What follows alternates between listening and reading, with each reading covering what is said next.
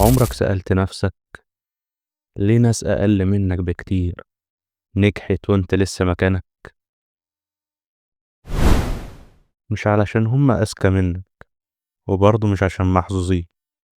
في سبب واحد محدش بيقولك عليه. أغلب الناس بتستنى تبقى جاهزة، جاهزة ماديا أو جاهزة نفسيا حتى، أو جاهزة من كل حاجة عامة. بس الحقيقة مفيش حد بيبقى جاهز. اللي نجحوا بدأوا وهم مش جاهزين. الفرق الحقيقي إن في ناس بتتحرك وفي ناس بتقعد تفكر. الحركة مخيفة إنما التفكير مريح.